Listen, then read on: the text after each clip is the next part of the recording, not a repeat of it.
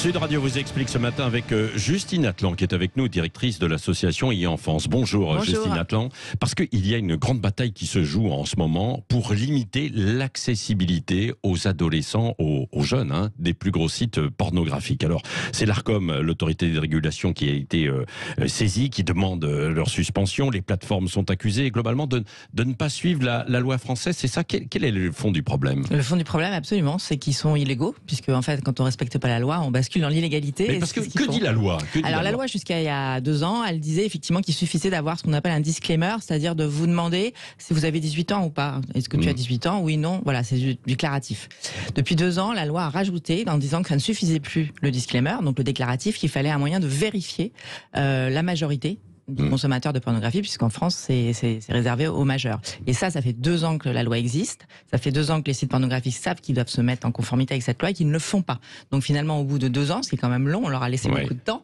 Effectivement, l'ancien CSA, l'Arcom, a décidé effectivement de les traduire dans la justice. Oui, mais comment pourraient-ils faire ces sites alors pour ne pas être accessibles aux mineurs? C'est difficile, non? Alors c'est difficile. On leur demande pas. La loi ne leur impose pas une obligation de résultat. C'est-à-dire que la loi leur impose pas de ne jamais faillir dans leur vérification d'âge. Ils peuvent mettre un moyen qui va être faillible et qui va se tromper. Mais il faut moins qu'ils mettent ce moyen, c'est-à-dire en place. Et il peut y avoir différentes façons de le faire. On peut imposer un mouvement de carte bleue, donc un micro-paiement ridicule, mais qui permet de lier à un RIB.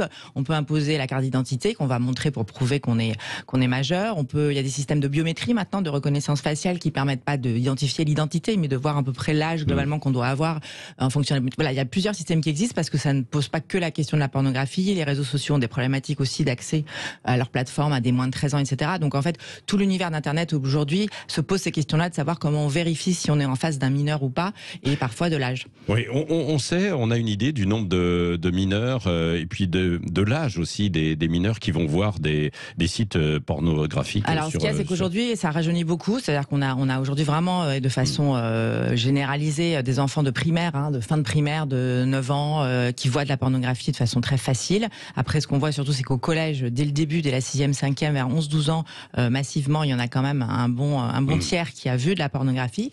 Et puis après, c'est des âges où ils cherchent à en voir. C'est normal, puisqu'ils se posent des questions sur la sexualité. Donc, ils vont chercher. Le problème, c'est que la seule chose qu'ils trouvent, c'est ça, pas autre chose. Et qu'effectivement, on les met face à ça avec des contenus qui sont aujourd'hui des contenus de vidéos, de streaming, qui sont effectivement souvent très violentes déjà, pas pour des adultes, mais en tout cas pour des enfants qui sont effectivement très traumatisants quand on n'a pas de repères sexuels. Oui, Justine Nathan, est-ce qu'il y a des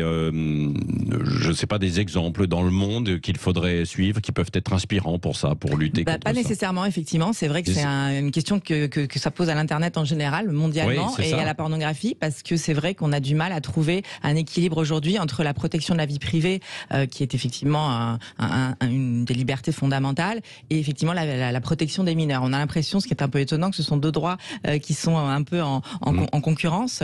Et c'est vrai qu'on a laissé pendant très longtemps le droit à la vie privée, le développement industriel, les intérêts économiques en priorité.